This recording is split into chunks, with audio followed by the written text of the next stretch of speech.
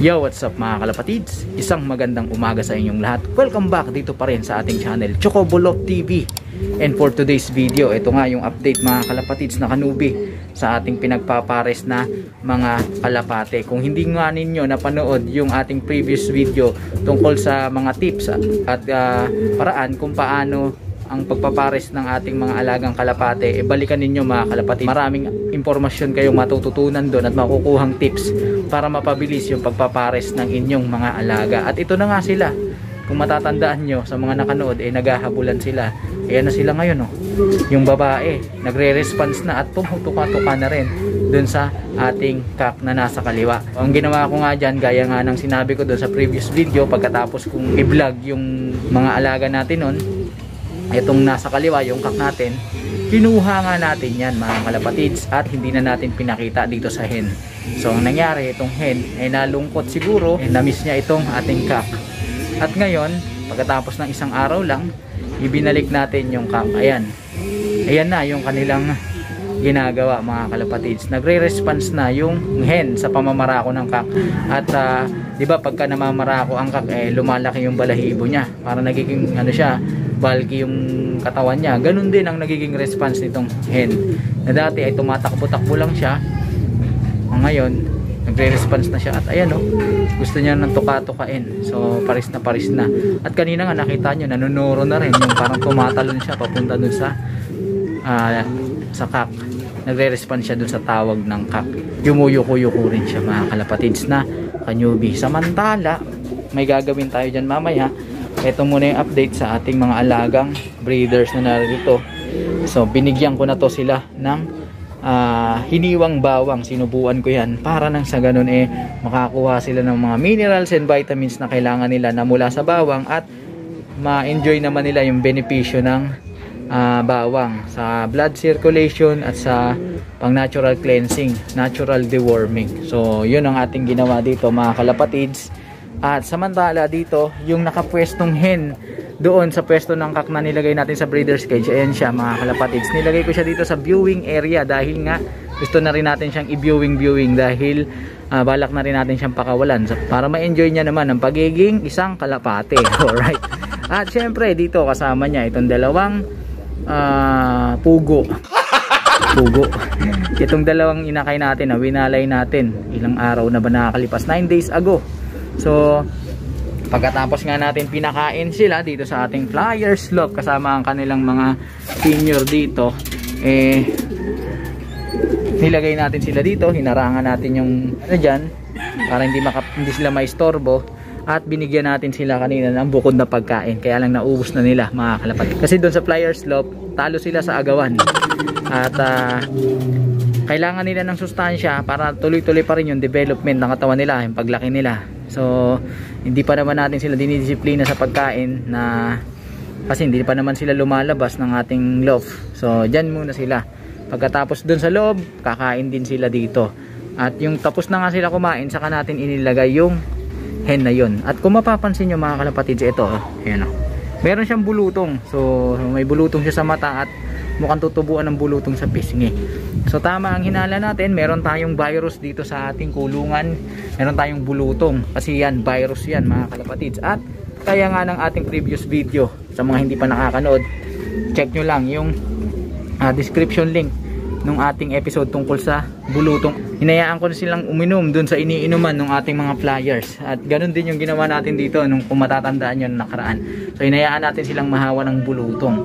At sa kabutihang palad mga kalapatids, yung naging bulutong nila isa pa nga paa lang. Sa isang paa, isang bulutong lang. Ito naman, isang bulutong, tapos isa sa pakpak. Hindi sila natadtad ng bulutong. Yung parang sobrang lala. Ibig sabihin nun mga kalapatids, malakas yung resistensya ng ating mga alaga. At maganda yan, magkabulutong na sila, bata pa lang. Para nang sa ganun, paglaki nila wala na silang iintindihan. Immune na sila sa virus na yun. So ganun din ang ating gagawin dito sa dalawang ito. Bagamat ito, malas niya, tinamaan siya sa muka, sa mata at sa pisngi, kapangit yung itsura niya. Pero okay lang yan, mawawala at mawawala din yan paglipas ng panahon. Ang dapat lang natin gawin, palakasin yung kanilang resistensya, ibigay yung mga dapat na sustansya, tamang pakain at iba pa na kailangan nila para nang sa ganun tuloy-tuloy pa rin yung development nila. Wala namang masyadong epekto yan yung bulutong na yan. Maliban na lang kung talagang sobrang dami mga kalapatids. Ibig sabihin nun, pag tinadtad ng bulutong yung inyong mga alaga, nako, mahina ang immune system nun, mahina ang resistensya. At kapag ganun, konting sakit lang pag sa karera, pagka nagkaroon siya ng sakit na yung mga malalalang sakit, salmonella, kung ano-ano pa man, yari siya, talagang magugupo siya kasi simpleng virus lang talo na siya dun pa kaya sa mga matitinding sakit. So maganda yan, magandang senyalis yan. Mas maganda mga kanubi, tatandaan nyo yung mga ibon nyo na matitibay sa pagdating sa mga sakit, kasi yun yung magandang i-breed, yun yung magandang pangkarera, kasi hindi kayo mamumblema sa gamutan. Pag magkasakit man, kayang-kaya ng katawan niya labanan at gagaling siya kahit hindi siya masyadong bigyan o tutukan ng mga gamutan. So yun mga kalapatids, ang update dito, balik tayo dito sa ating mga alagang breeders. At sabi ko nga, may gagawin tayo ngayon, susubukan natin silang pagsamahin. Kung natatandaan nyo yung reaction nila dati ay nagmarako to, ito naman takbo ng takbo, parang ayaw niya pa, hindi pa siya ready, undecided. Pero ngayon titignan natin kung anong magiging reaction nila pagka pinagsama natin. So kukunin mo natin to ilalim bago natin ihilahin itong harang ng spiritual na daigdig. Alright, so yan, tanggal na nga natin yung harang, pwede na silang magsama dyan. Ayan, tingnan nyo, hindi na sila naghahabulan, gentle na sila, tahimik na sila. Ayan, lalayo tayo ng konti para siyempre may privacy sila. Obserbahan natin mula dito mga kalapatids. So, ito yung update sa kanilang love story. Ayan, ganyan pwede nang pagsamahin yan mga kalapatids. Kakahiyaan, nahiyayata sa atin mga kalapatids, medyo layo-layo tayo dito. Ganda na ng kondisyon nilang dalawa mga kalapatids Ayan, ayan ba, dinidisplay ng kak yung kanyang balahibo. Sa ibon kasi mga kalapatids, ang pang-akit ng mga lalaki ay yung kanilang balahibo. Kaya pansinin nyo, sa lahat ng klase ng ibon, mas magaganda ang kulay o mas magaganda ang balahibo ng lalaki kaysa sa babae, kasi yan ang kanilang pang-akit mga kalapatids. Ayan sila, ayan, maghahalikan. Sige, ayan na, pares na nga. Ayun, yung babae na nag-initiate mga kalapatids, di na nakatiis. So ayan na, pares na yan mga kalapatids. Pagka ganyan, kumbaga humihingi ng subo yung babae, at yung pagkain na nasa crop ng lalaki inaano na yun, binibigay niya dun sa babae, sinusubo niya, pinapakain niya yung babae. Parte pa rin niya ng kanilang ano man tawag dun, na courtship dance. Yan, una magbabarakuhan yan, ikot-ikot, tapos ganyan. Kumbaga tayo sa mga tao, minsan ay naku, umuupo na mga kalapatids.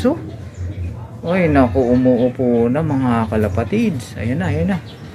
So paris na yan mga kalapatids. Siyempre bagito itong ating ating kak. Ayan yung babae ang nag-i-initiate wala to yung kak natin, mahina. Kasi bagito pa yan Ilang buwan pa nga lang ba yan? 7 months yata. So wala pa yung karanasan sa buhay. Ayun diba? Paano mga kalapatids, tagumpay yung ating ginawang pagpapares. So isang araw lang na tinanggal natin, okay na agad sila. So yun mga kalapatids, sana naaliw kayo dito sa ating ginawang pambuboso. So dito sa ating mga alagang ibon, at patuloy ko kayong i-update sa kalagayan ng love story ng ating mga alagang ito.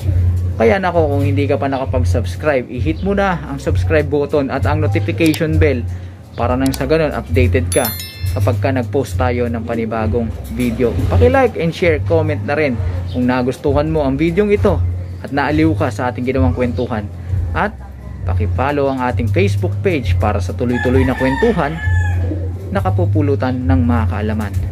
So paano mga kalapatids, hanggang sa muli nating pagkikita, paalam. Paris na, ayos